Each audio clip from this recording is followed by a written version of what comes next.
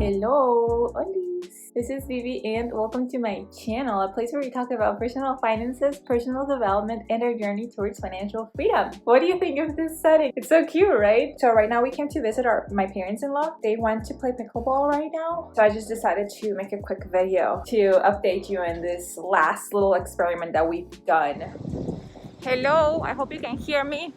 So we just came to the Home Depot because we're going to rent one of the trucks and we're gonna test out. We're gonna do a proof of concept in couch flipping. So we're actually on our way to pick up 2 couches and we're gonna try to sell them for more and see if we can make a profit. Okay, so we're actually coming into the Home Depot now. Any words? No.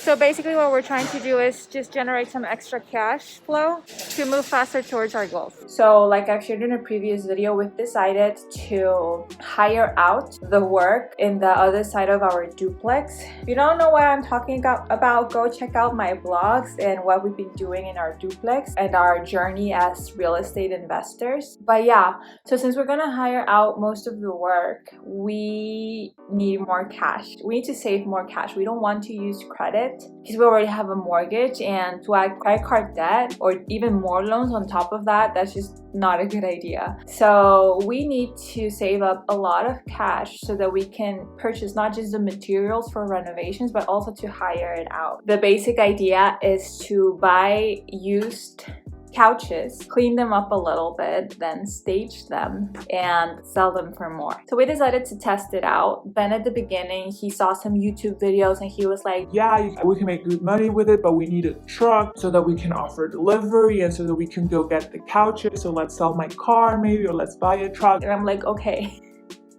This is a little bit too much. We first need to test this out and see if it actually works. What if it just works out for a couple of people, but it doesn't mean that it works out for everyone? You know, we should test it out. Let's do a proof of concept. We love watching Shark Tank and we've heard this terminology like proof of concept. First prove that the product, the business that you're trying to put together, that it actually makes money before you go all in, before you invest crazy amounts of money or get into a lot of debt, right? So let's not be buying a truck right now. Let's just rent one from the Home Depot. That's how businesses start. Sometimes their expenses at the beginner are higher, and as they grow, they lower their expenses, and then their profit starts getting higher and higher, right? So yes, right now by renting a truck, our profits is not going to be that high, but it's a smart way to start. And then you can invest more as you grow. Well, that was fast. That's the fastest I've ever gotten in and out. This is our first, the fastest in and out in the Home Depot. It was like 5 minutes to just get the truck. Usually it's like a 30-40 minute wait. Oh my gosh. So we got a box truck because we're actually getting 2 couches. So both couches are close by, so in the same city, the same area, so that we don't spend that much time with this truck rental. We found one couch which looked pretty decent and in the color that we thought might work here in South Florida, and the color that would work well in our space because we're gonna stage it in our place, right? So the places that we found the couches, one of them was through OfferUp, and they posted it like this. I'm gonna show you some pictures. As you can see, the photos are pretty basic, but you can see that the furniture looks nice. That couch was originally posted for $100, but since we were gonna rent out a truck to get it, we decided to use that as an excuse to negotiate. So what we said is, would you take $80 because we need to rent out a truck to pick it up? And the guy said, Sure, let's do it. We did also have to make a deposit. We Venmo'd like $20 as a deposit so that the guy would hold the couch for us. So we did that and then we went to pick it up. The second couch, we found it in Facebook Marketplace, and it was a big sectional from Macy's apparently. And doing some research, that couch costed over $2,500. The guy was selling it for $200. And we negotiated with him so that he would sell it to us for $150. So that's the thing that we decided to do from the very beginning. Every single piece of furniture that we found, we decided to offer less than whatever they were asking for. If something was posted for $50, we would ask, would you take 30? We just to every single person. At the beginning, it felt very weird and like, Oh my gosh, that must sound so cheap. but that's what you just gotta do. It feels hard at the beginning, but then it's just normal. You're just asking for less. You're negotiating. It's good. I thought that was pretty cool because it gives you that negotiating muscle that you need to build business or to build whatever you want to build in this road to financial freedom. So I thought that was pretty cool. So yeah, so the guy agreed to give us the couch for $150, and we scheduled both pickups at the same time so that we would only need to rent out a truck. We rented out the truck from the Home Depot. We ended up having the truck for like 3 hours, going there and picking up the first couch, then going to the other place and picking up the second couch, then driving home, unloading everything at home, and then driving it back to the Home Depot. We ended up spending like $51 and less than $10 in gas. I'm not gonna count the gas money for this, so we're just saying we spent $51 in the Home Depot truck. So yeah, so our total expenses have been $80 plus $150 plus $51. So we ended up spending $281 in this little adventure. So you do need to have a little bit of cash first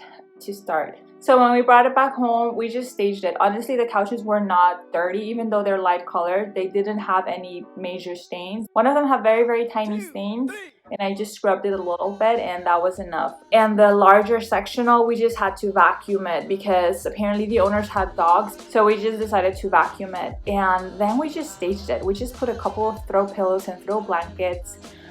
We added a plant. Apparently using plants helps in staging. It makes the place look like more alive and cleaner for some reason. So we put some plants and make sure that some of the plants show in the picture, and just try to decorate it nice as if we were keeping it. Then we took lots of pictures.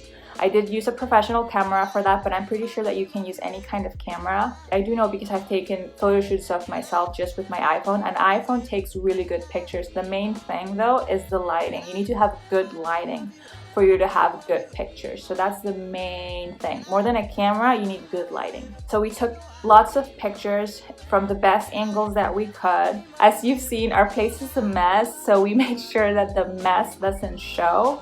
Because, you know, if someone sees a photo and the couch is in the middle of a messy place, they're gonna assume that the couch is probably dirty. So we took pictures from far, from close, to show the texture of the material. I also took pictures of the imperfections. That way there's no issue when the people come to buy the furniture. It's not a surprise. They already knew what they were buying. So after we took the pictures, we just decided to upload it, and we uploaded it both in Facebook Marketplace and in OfferUp. We also needed to make sure that we added all of the measurements and every single detail in the description. That helps you out a lot when people ask questions. So for example, for the big couch, I did write down in the description that it had a tear in one of the arms, that you can easily fix it. I posted a picture of it, and I said you can also cover it with a throw blanket. And the pictures that I showed was both of the arm showing and also of the arm covered with the blanket. And then someone texted, "Can you show me a photo of the arm?"